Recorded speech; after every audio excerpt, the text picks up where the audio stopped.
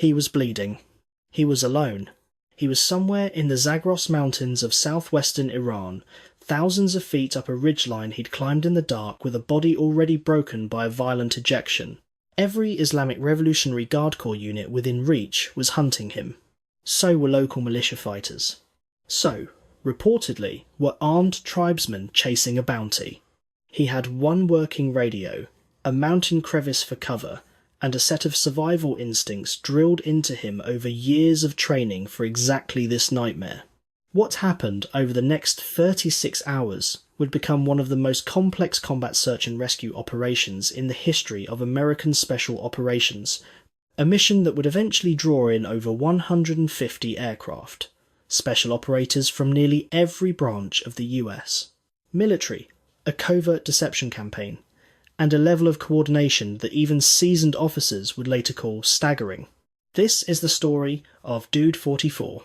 By early April 2026, the United States had been engaged in an intensifying air campaign against Iran for weeks, part of a broader conflict that had come to be known as the 2026 Iran War.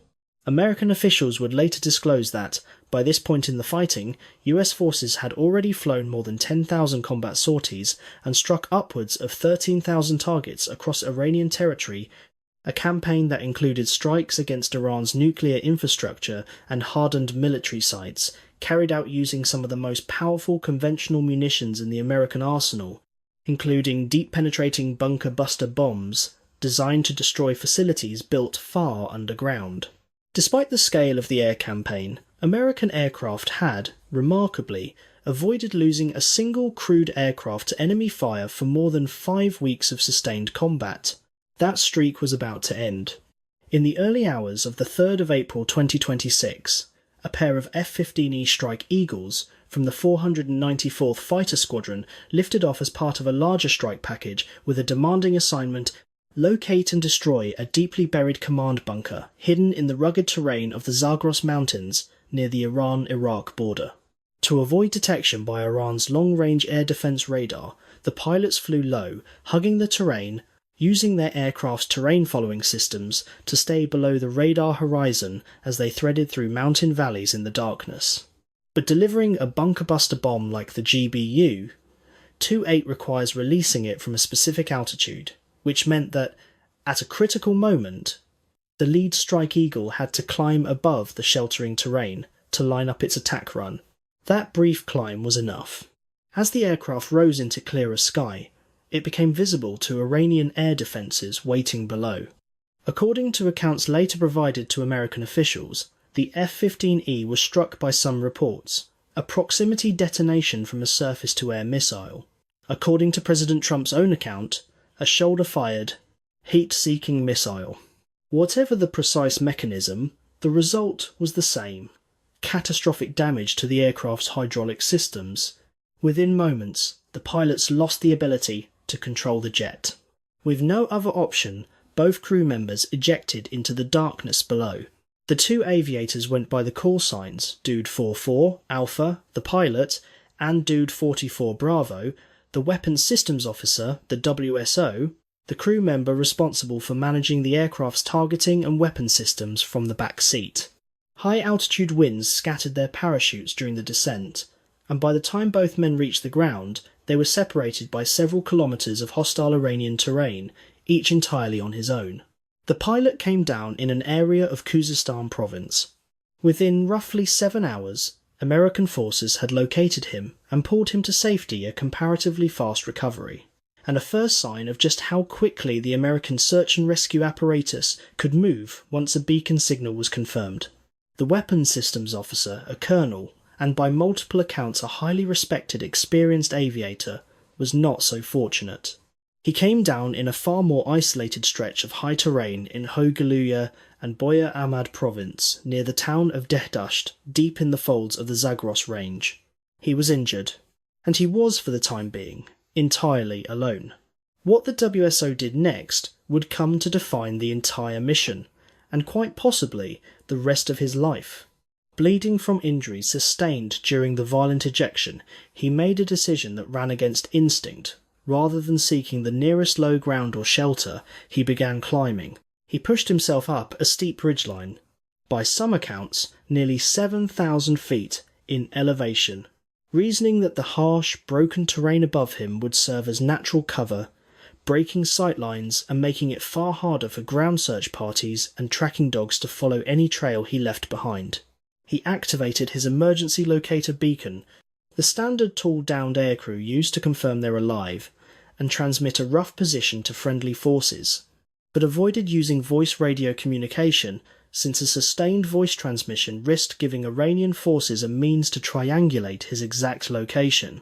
Applying the survival, evasion, resistance, and escape training every American combat aviator receives, he moved carefully through the darkness, treating his own wounds as best he could along the way, before finally finding a natural crevice in the rock, tight, concealed, defensible, and settling into wait.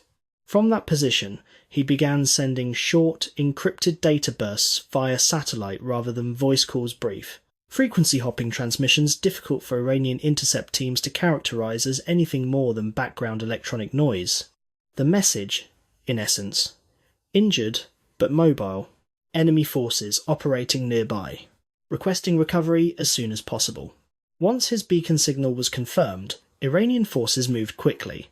Units of the Islamic Revolutionary Guard Corps, along with affiliated Basij militia fighters and, by multiple accounts, local tribesmen drawn by an offered reward for information leading to his capture, converged on the region in force.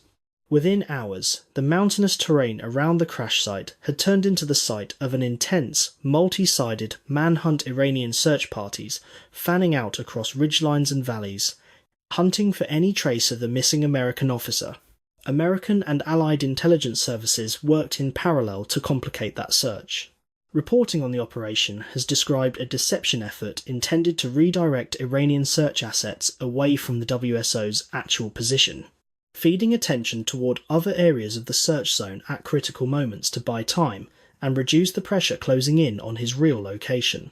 Whatever the precise mechanics of that effort, US officials would later credit it as a meaningful factor in keeping Iranian forces from converging on the crevice where the colonel was hiding. Above the search zone, American technology kept a constant, quiet watch.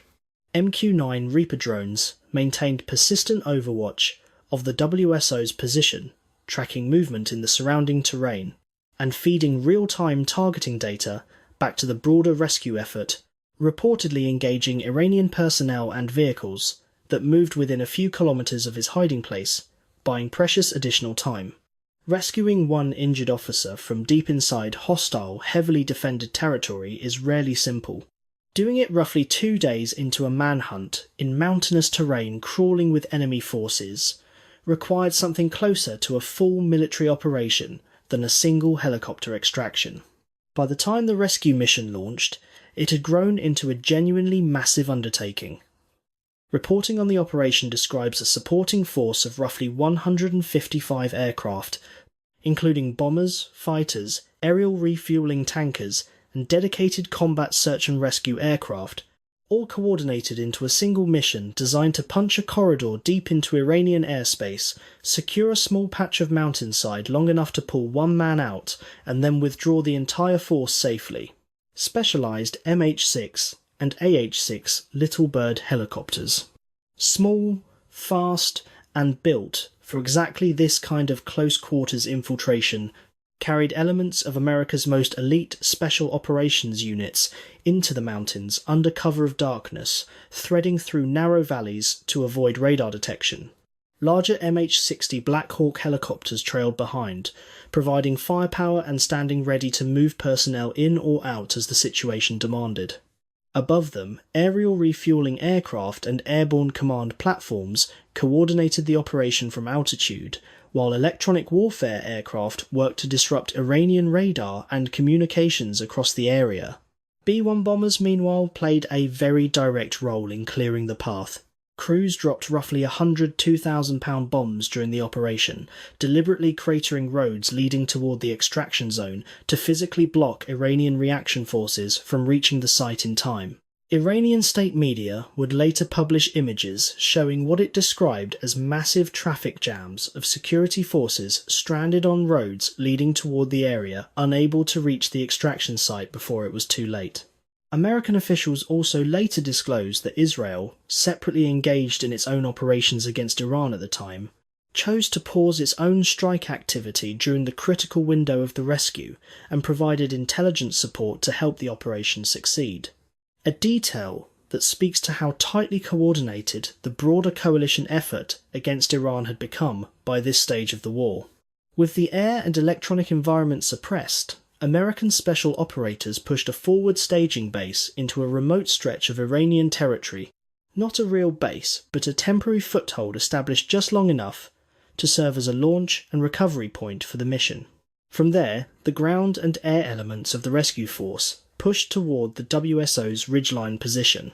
As the recovery team closed in on the colonel's hiding spot, Iranian forces, having spent more than a day converging on the same general terrain, began closing in as well. In the final stretch of the operation, US forces found themselves pushing up toward the ridgeline, while Iranian elements approached from multiple directions simultaneously. Close air support aircraft, including a 10 Thunderbolt IIs, worked to strike approaching Iranian forces before they could mass into an organised threat, buying the ground team the room it needed to complete the pickup. American forces reached the colonel while he was still evading on the ground. He was extracted, moved to a helicopter, and pulled out of the area under continued close air support, a tense, contested withdrawal rather than a clean pickup, but a successful one. Even after the colonel was safely aboard a helicopter, the mission wasn't finished, and it came with real costs. At the improvised staging area used to launch and recover the mission, at least two MC 130J Hercules transport aircraft became stuck and were unable to take off as the operation reached its final, time-critical phase. With Iranian forces continuing to close in and no way to free the aircraft or repair them in place, American commanders made the call to destroy them where they sat, along with several MH6 and AH6 helicopters that could not be recovered, rather than risk any of it, or the sensitive technology aboard falling into Iranian hands. Explosive charges were used to disable the aircraft beyond recovery before the remaining American personnel withdrew using substitute aircraft brought in under the mission's contingency plan. Separately, during the broader operation, an A-10 Thunderbolt II providing close air support came under fire and was lost near the Strait of Hormuz. Its pilot was recovered safely. Iran, for its part, claimed to have shot down additional American aircraft during the operation, including multiple MQ-9 Reaper drones, and released imagery it said showed wreckage from the fighting. TFOR-US, Black Hawk helicopters sustained damage from ground fire during the mission as well, with some crew members aboard suffering injuries, though all aircraft and personnel made it out of Iranian airspace. Iran also reported military casualties among IRGC and army personnel involved in the operation, though independent verification of exact figures from a fast-moving, contested battlefield remains difficult. By some estimates, the financial cost of the mission, factoring in the aircraft deliberately destroyed on the ground, ran into the hundreds of millions of dollars, a striking figure that underscores just how far the United States was willing to go to bring one officer home. The wounded weapons systems officer was flown to Kuwait for medical treatment. Officials described his injuries as serious but survivable, with a full recovery expected. His ordeal: climbing a mountain ridge in the dark while bleeding, evading a multi-agency manhunt for roughly a day and a half, and surviving long enough for one of the most complex rescue operations in recent American military history to reach him, quickly became the defining story of the mission. President Trump announced the successful rescue personally, calling it one of the most daring search and rescue operations in American military history, and praising the coordination between the military and intelligence community that made it possible. Air Force General Dan Kane, chairman of the Joint Chiefs of Staff, later briefed reporters on additional details of the operation, describing the mission's scale and complexity and confirming that both aviators, Dude 44, Alpha and Dude 44, Bravo, had been recovered safely, in what officials described as the first known instance in recent military history of two aircrew from the same downed aircraft being rescued in separate operations deep inside hostile territory. The loss of the F-15E marks the first confirmed instance of a crewed American aircraft being shot down by Iranian fire during the 2026 conflict. A significant milestone in a war that, up to that point, had been defined largely by American air superiority. That the United States was able to recover both crew members alive, despite one of them evading capture for well over a day deep in hostile, mountainous territory, was held up by American officials as a demonstration of the reach and coordination of US combat search and rescue capability, even as it exposed, in stark terms, just how costly and complex that capability is to actually employ under pressure. For the crew of Dude 44, the mission ended with survival. For the broader war, it was a reminder that even overwhelming air superiority doesn't eliminate risk. It only changes what a country is willing to spend in aircraft, in dollars, and in operational exposure to make sure that when someone goes down behind enemy lines, they don't stay there. This is still very recent history events that unfolded only months before this video was made, still being pieced together from official briefings and first-hand reporting as new details continue to emerge. Some specifics of the operation may be revised or clarified as more information becomes available. What's already clear is the outcome. 2 American aviators, shot down deep inside hostile territory, brought home alive by one of the most complex rescue operations of the modern era. If you found this account of a very recent chapter in military history compelling, subscribe to Timeless Chronicles, and let us know in the comments which story you'd like us to cover next.